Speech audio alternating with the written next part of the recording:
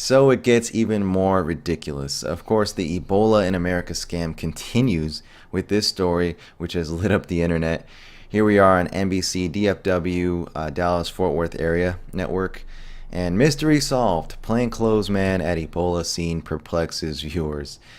The public asking, of course, why this plainclothes guy or clipboard guy was not wearing a hazmat suit, yet the rest of the team was, as they transported alleged second Dallas victim Amber Vinson bound for Atlanta. So there were so many people questioning this all across the web that it forced the corporate media to give an explanation. And well, let's just say they shouldn't have even tried, okay? They should have just left this alone because all they did was expose themselves further and shot themselves in the foot. The explanation and excuse further proves that this is all a charade. An image that I think a lot of people have seen by this point in the day. When that second nurse, the sickened nurse, Amber Vinson, was put on a plane, transferred to Emory Hospital, rather, in Atlanta, you see the four people in hazmat suits, and then there's that guy with clipboard, in the street clothes, not wearing any sort of protective clothing. Is this concerning, Elizabeth? I think to the untrained eye, the optics of it are concerning when you see four people taking great caution in taking care of a patient who is in the yellow hazmat suit. Right, so optics are not always right.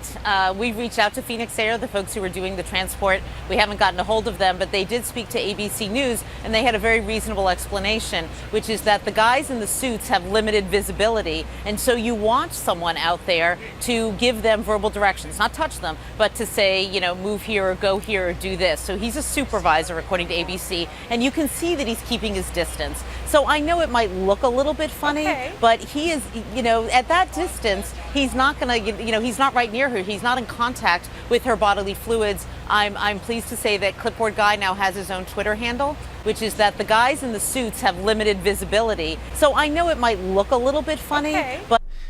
Yep, there it is. They can't see well in their suits, so they needed Clipboard Guy. This is just one sick joke.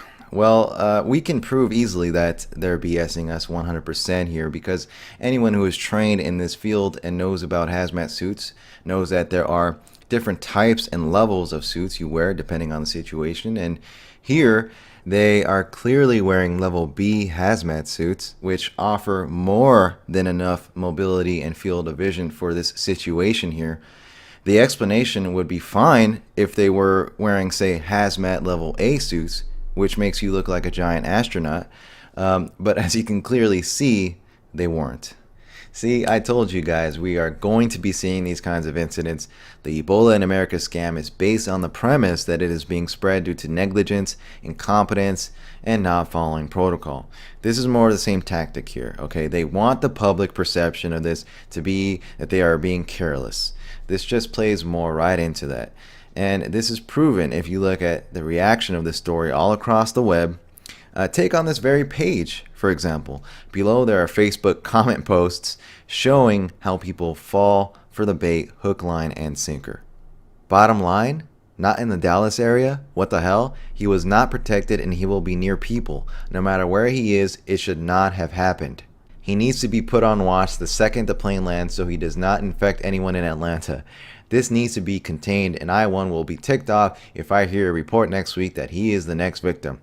Oh, don't worry, you won't hear it. It will be on the down low. Disgusting with actions like that. There is no way this will be contained.